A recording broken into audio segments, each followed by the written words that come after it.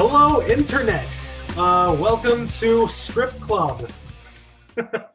Today we will actually be reading a script that you can find online, Super Mario Brothers, but with a twist. Before I go into detail about that, let's introduce who we have here today with us.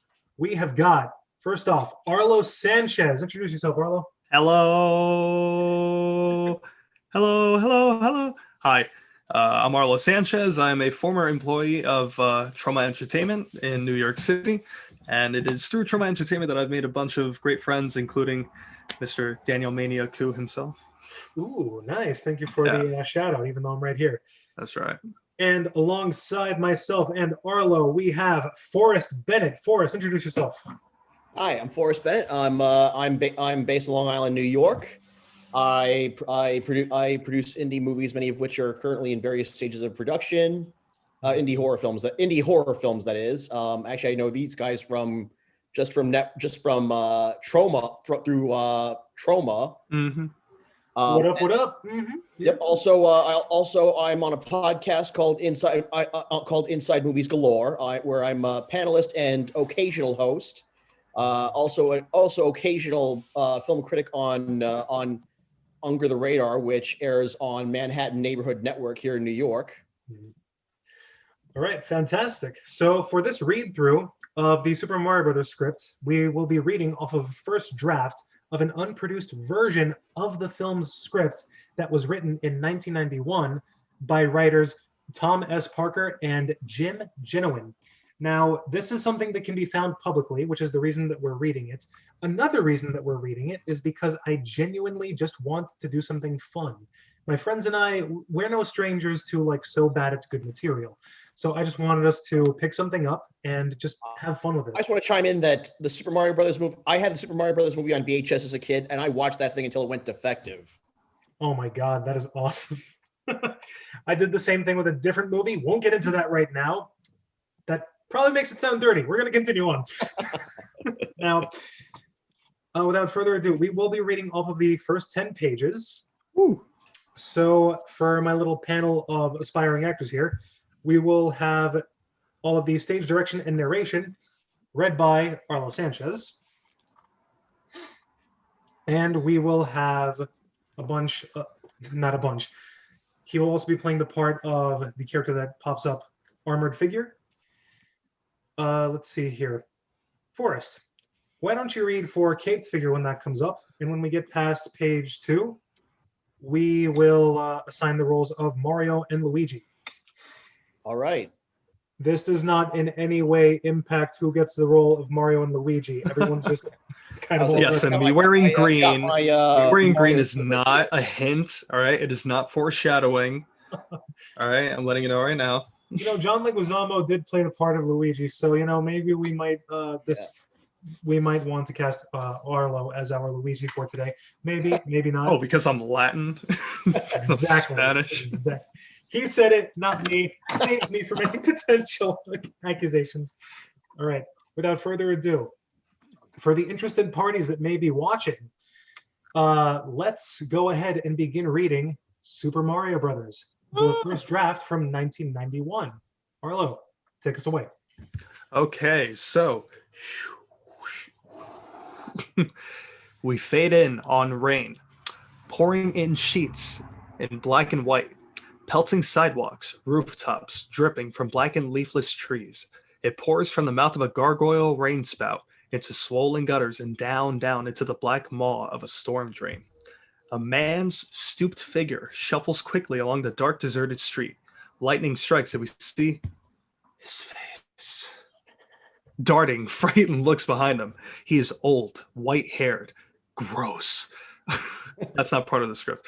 A loyal servant to the king. He hurries across the street and up the brick steps of an old Gothic church in the heart of a city. Super. Brooklyn, New York, 20 years ago. Now we sense the purpose of his mission, for he is clutching an infant swaddled in bunting. He looks around furtively, then kneeling, sets the child to rest in front of the church doors. He takes something, glistening red, from his coat pocket. It's a mushroom-shaped locket on a gold chain. I love that we're doing props and I never had to say anything. The locket has a large ruby on its front. He wads it up and carefully tucks it inside the blanket. We see beautiful face of the baby girl. Her luminous green eyes peeking back at the old man, who kisses the tips of his fingers and lovingly presses them to the baby's lips. He holds them there. You made that so creepy. He's Anyone holding who's them there. seen the movie in 1983, we know what's about to happen, and you're just making like this sweet like parting of ways between a potential like parent and child. We don't know technically in the script, but you're making like this wholesome moment. It's like the creepiest thing. Continue. I love it, and I shouldn't. So please, let's keep going. All right, so he's done holding them there. Yes. Then rising, he grasps the huge door knocker and brings it down again and again. He takes one last look at the baby and then hastens away through the pelting rain. The old church doors creak open. Creak. A nun in full habit peers quizzically out.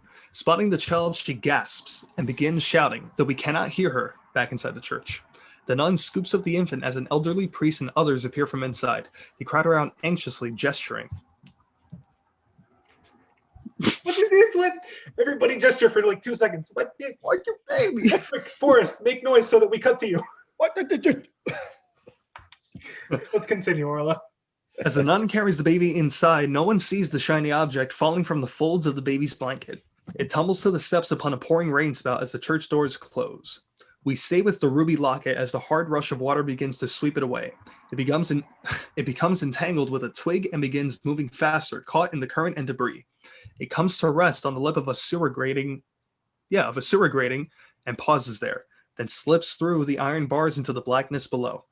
Exterior, staircase, leading to deserted alley, night. The old man scurries down the steps. Suddenly he stops, sensing evil close by. The enormous shadow of a menacing figure fills the stairway. The old man whirls to see the silhouette of him at the top of the steps. Tall, powerful. Yeah. Tall, powerful, his black cape billowing in the wind. His voice is deep and as cruel as midnight. Where's the child? Oh. All right, I have myself down as cape figure, but yeah, Forrest, that's fine. Cape figure and armored figure for Arlo. I forgot about that for a second. Sweet. Right. So start again at cape figure. Cape figure. Where's the child? The old man turns to escape down the steps, but another shadowy figure, its black armor glinting in the dim light, is now at the bottom of the steps, blocking his way. Tell me, or you will feel pain, old man. Takes a step toward old man. You will writhe in ceaseless, excruciating agony. Tell me. Terror-stricken, the old man grabs his chest, suddenly keels over and dies of a heart attack. Can I just say something before we go any further? Forrest, you sound just like you're doing an impression of Vegeta from Dragon Ball, and I love it. I don't even. I've only seen maybe a handful of episodes of it. I was never a huge fan, to be honest.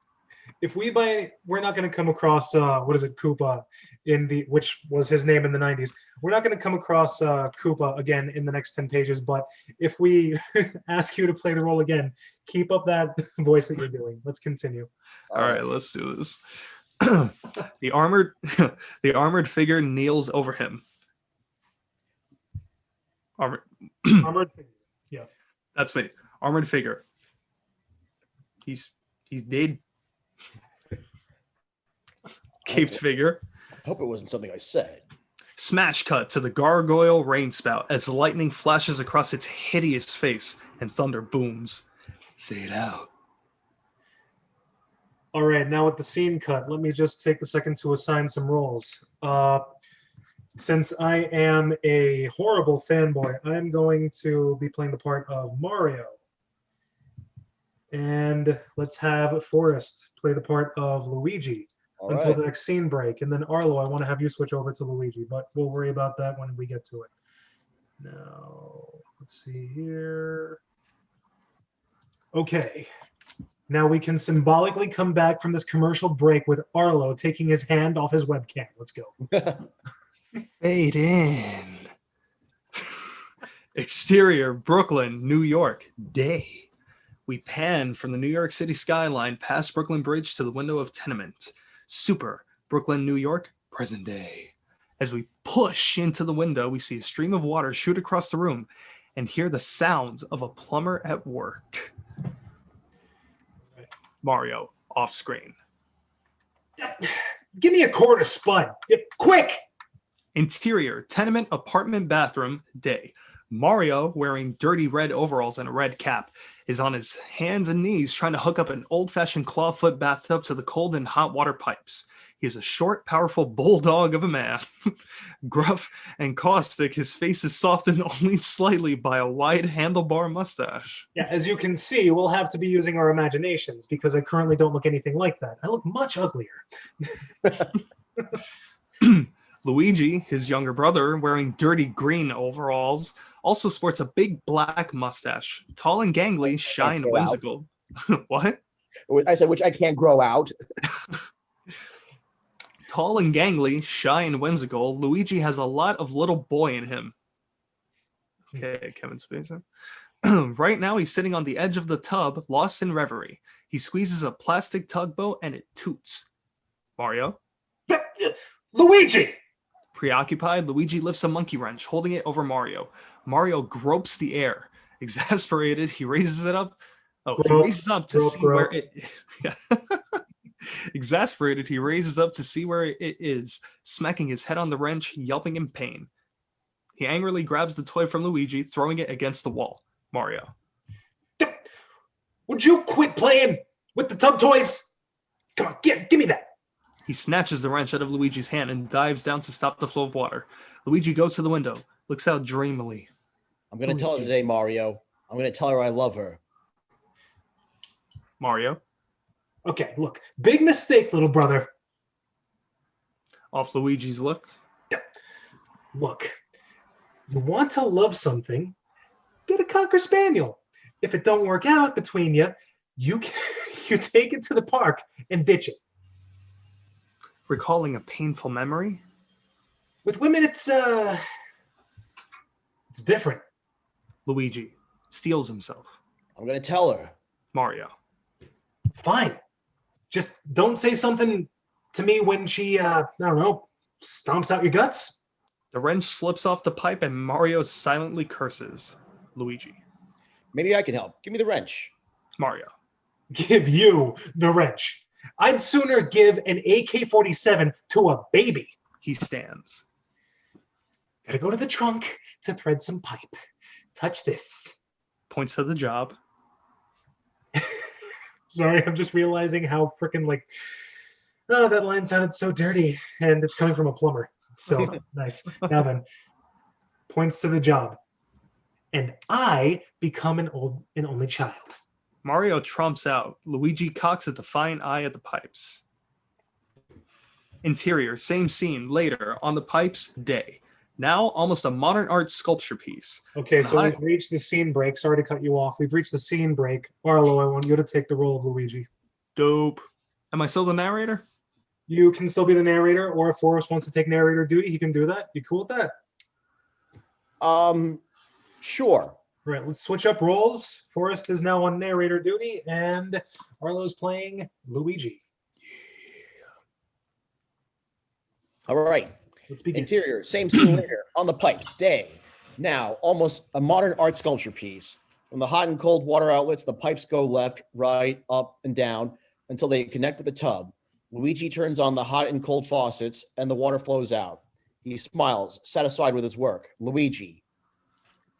Perfect. He taps the pipe with a wrench. It makes a musical ding.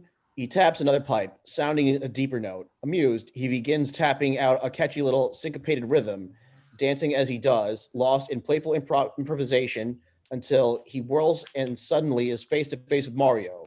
Luigi smiles sheepishly and steps aside, showing his work. Luigi, voila with a flourish. Job done, Mario.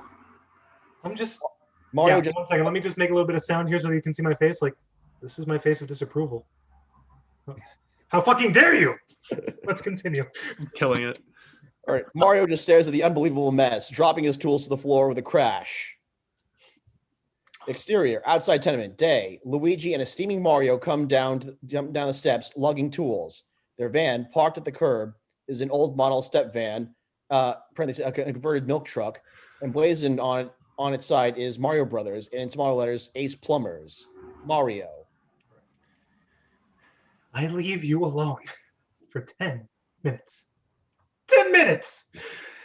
And look what happens.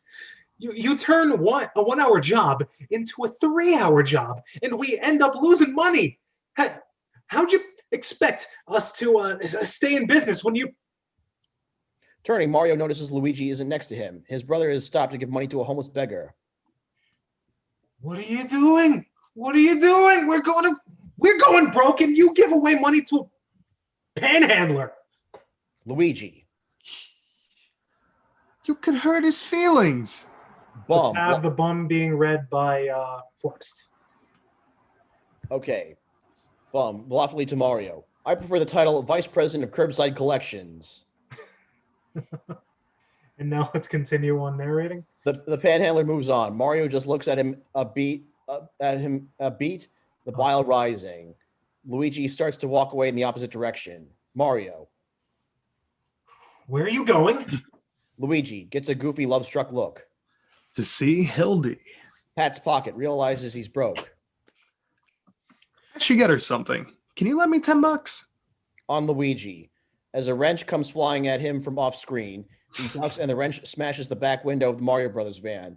Luigi looks at the smashed window, then back to Mario off-screen. Luigi. So, can I have the 10? Interior, flower shop, day. We open on Hildy, age 21, watering the flowers and plants with a spray gun hose. She is ethereally beautiful, with sparkling green eyes, the look of a storybook princess.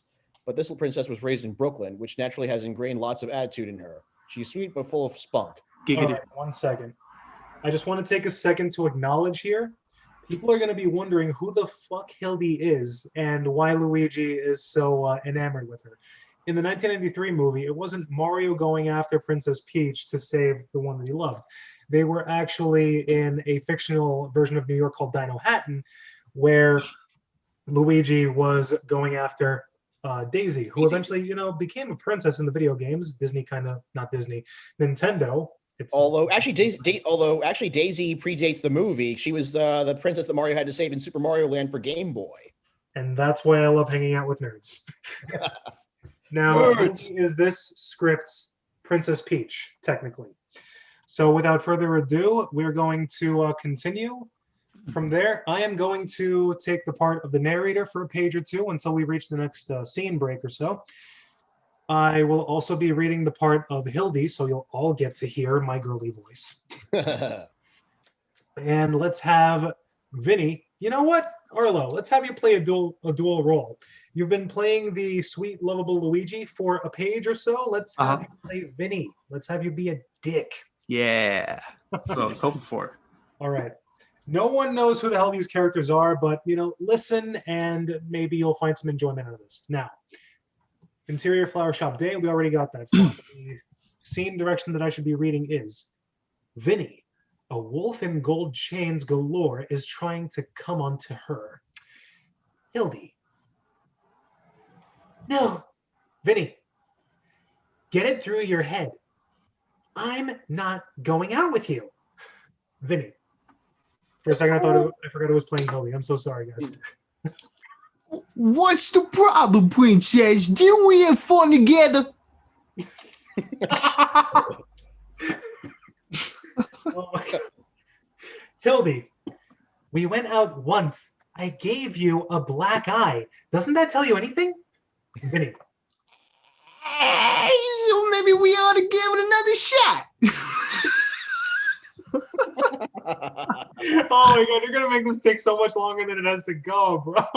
Oh, We're going to be laughing at all the crappy stuff. All right, I think this just goes to show that Arlo is the funny one. Now then, Hildy, gesturing with a spray gun. I'll give you another shot if you don't get out of here. Vinny. Hey, I'm not moving till you tell me you're going out with me. What do you say to that? Exterior, flower shop, day. Vinny, soaking wet, muttering curses, exits the store past Luigi, cleaned up from the day's work. He's neatened his hair, steeling himself for the big moment when he finally tells Hildy he loves her. Holding something behind him, he enters. Interior, flower shop, day, and marches to Hildy, whose back is turned. Luigi. Yes, we're doing Arlo as Luigi again. Okay. That's right. Apologies. No problem. Hildy. Hildy turns, smiles. Luigi!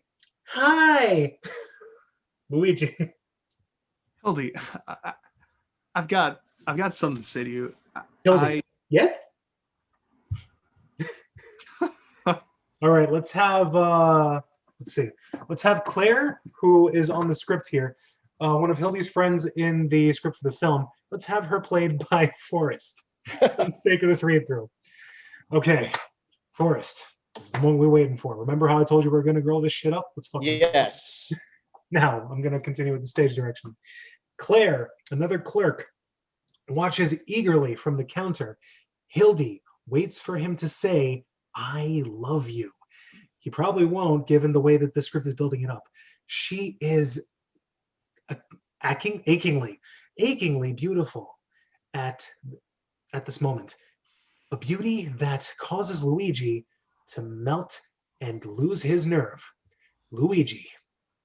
I got you these. From behind his back, Luigi produces a bouquet of daisies. Gee, can't wait to see. Aw, wait, Arlo, make some noise and show. Let's see the prop that you have standing in for the daisies. Wait. Speak so the camera cuts to you. Come on. Hey, there we go. Flowers. Oh, you changed it to a Pepsi bottle. He had a package of Skittles that was so much funnier. Right now. I like the skills more. So yeah, from now on, if you're ever going to present somebody with a bouquet in this script, you better have a package of Skittles on hand. Okay, no worries. I will keep this garbage in my room. Now, from behind his back, Luigi produces a bouquet of daisies. Claire rolls her eyes. Hildy happily takes the flowers from Luigi. Hildy, they're beautiful, Luigi. Thanks. That's so sweet of you. Okay, Mr. Fielding, the store owner, angrily comes from the back carrying an argument of wedding flowers. Arrangement of wedding flowers. Why did I read argument? See, this is why I don't normally do narrator.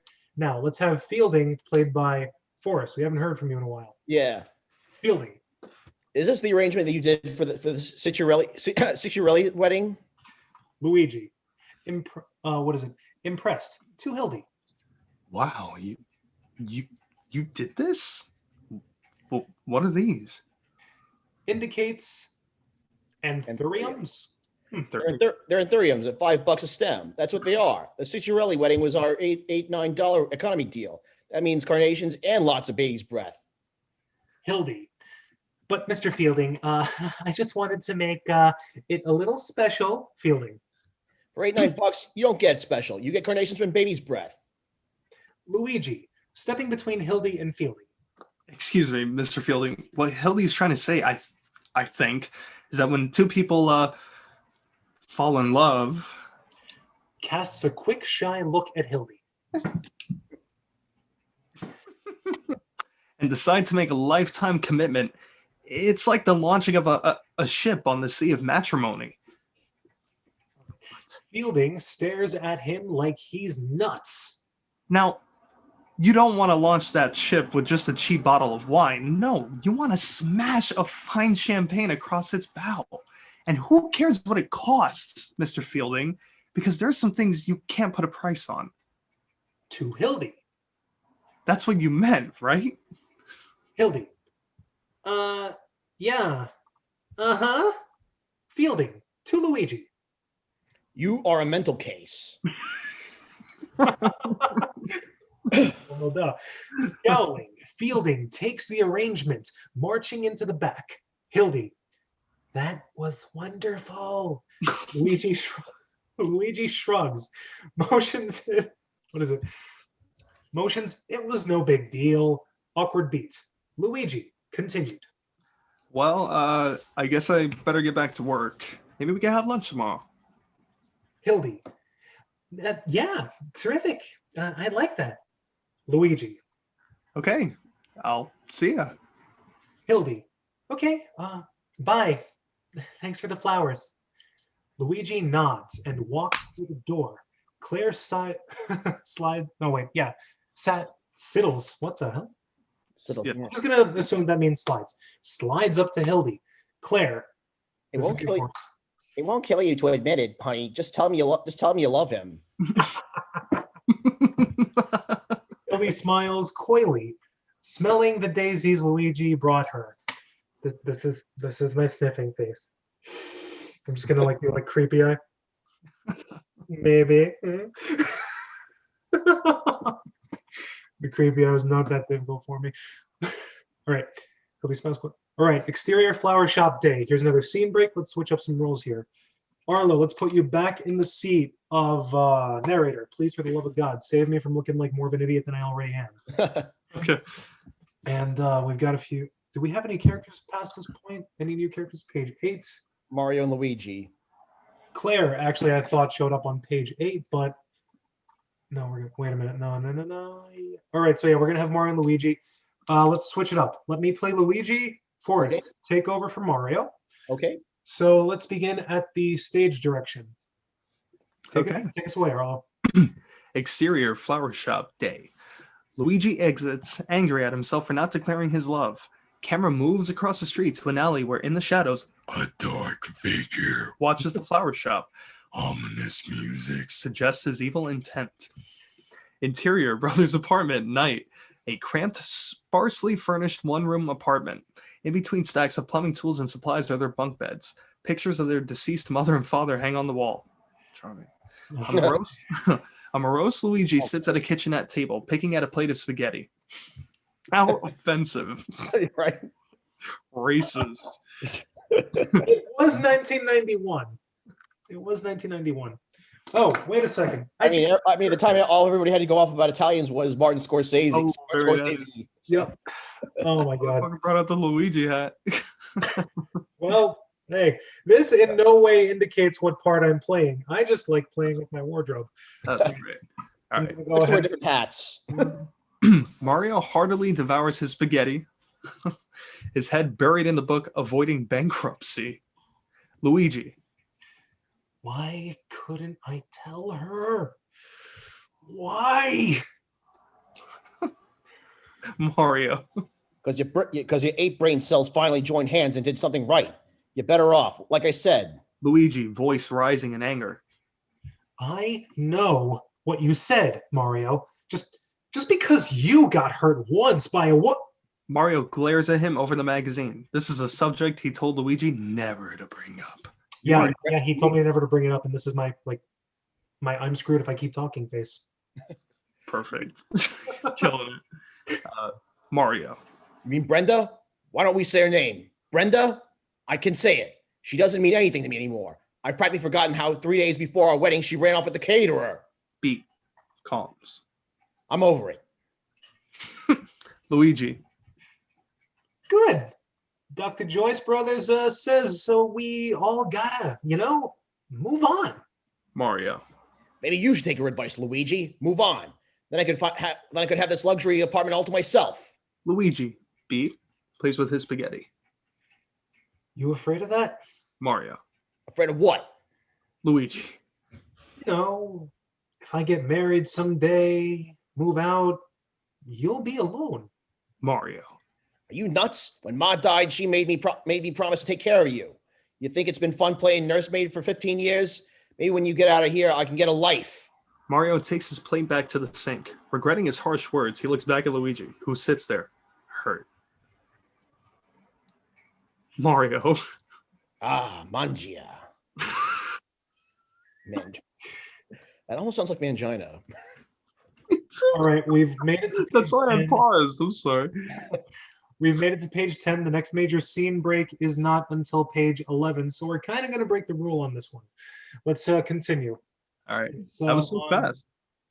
It was kind of fast. Yeah. All right. It makes it fun. Yeah. All right. Luigi. I like it with mushrooms. Mario. Hey, I had to make a few cutbacks. In case you didn't notice, we're not in the best financial shape here. And if I don't come up with some cash real soon, I can have a dirt sheet to my kneecaps. Luigi. I told you not to borrow money from those men. Mario. Hey, I'll make the business decisions. It was either Big Eddie or Chapter 11. Luigi, bringing his plate back to the sink. I'll be outside. Mario. Put on a sweater. Last thing I need is you catching a cold. Mario turns back to the dishes. Luigi smiles, warmed by Mario's gruff but motherly care. Aw, they love each other. They're brothers. Hey, the brothers. They're the Mario brothers. Guys, I think we got something here. This script is terrible so far. Oh, yes, absolutely. I mean, Nice. it's not like it got any better from here. This was just doomed from the start.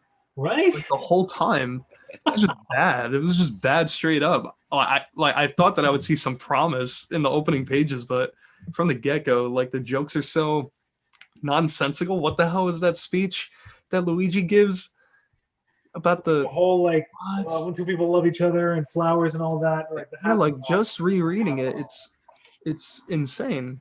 It's terrible. This movie's terrible. I feel bad. In a good way. It's on par. Trauma would never produce this script due to obvious legal reasons, but Mhm. it's definitely on par with some of the stuff that Trauma's done. And if it's a little bit unrelatable, we just know each other from this one production company that's known for reveling in the fact that it makes so bad it's good movies. That's right. Now, this means that we're going to be starting next time on page 10. All right, so I was wrong and I misread it. So that is where the scene break was. Awesome. We're going to have a nice, fresh place to start off on. Now, everyone's first impression. Arlo gave us his. Forrest, what's your takeaway here? My first impression. It's not really any better or worse than what made it in the final movie. Well, although I guess maybe all the cutting out all the dino. I kind of like that they had more of the mushroom, more references to the Mushroom Kingdom. Mhm. Than It's than definitely coming. So Yeah. far, all we have is Bowser, the fact that in this script, Koopa, the fact that it describes him, even though he was caped figure, as big and imposing. And we even have a mushroom-shaped pendant. So that's kind of cool. Actually, hell, I would say this version of Bowser Koopa is more imposing than Dennis Hopper with wearing a lot of hair gel. It's so easy to do that crap in writing. You come to realize that sort of thing. Imagine if Dennis Hopper basically like played the same character that he did in Blue Velvet. Pax fucking Blue Ribbon. Yeah, like we should make like a whole new version of Super Mario Brothers. Like we take the whole film, but we take all of Dennis Hopper's dialogue, cut it out, and then we just paste in all his Blue Velvet dialogue and see if it's coherent. It would probably make the movie better, honestly. Maybe, who knows? But things don't reach like so bad it's good legendary status just by existing. In some cases they do, hence The Room, but this is not The Room. All right. I think that this is a good place to end it. Okay. So for your viewing pleasure, if you took pleasure in viewing this, we are reading the 1991 first draft of the Super Mario Brothers the movie script, a movie that was released in 1993. I have been Danny Koo. Guys. I have been Arlo Sanchez and always will be. And finally, last but not least, And I am Forrest. My name is not Gump Bennett. And a tip for future filmmakers: if you make a movie, do not end every scene with a fade to black. No movie you have ever seen has ever had every scene end with a fade to black. It's very amateurish. guys, if anybody watching wants to follow you guys on your various social media, where can they find you if you would like to divulge that information? What was the question? Oh boy. If anybody wants to follow you on social media, Instagram, Twitter, anything like that, where can they find you? Okay. So Facebook, I'm just Forrest Bennett. Twitter, I'm Forrest Bennett 16. I'm at Forrest Bennett 16. Instagram, my name is not Gump. And then on YouTube, I am Forrest B. Bennett. All right, Arlo, where can they find you? On Instagram, I am Styrofoam Chandelier. There's a story behind that name. On Twitter, I am Flash Delirium 2. It's the name of my favorite MGMT song, followed by the number 2, because Flash Delirium was taken.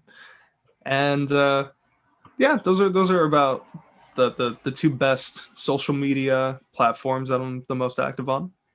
Fantastic. I am active on Instagram. You can find me under Goji Ronin Sun. I should probably think about, rewriting that.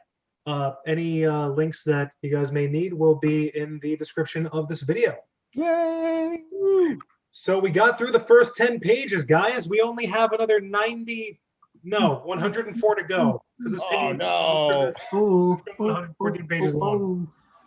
That's what I'm talking about. Mamma mia. That's what I'm talking about.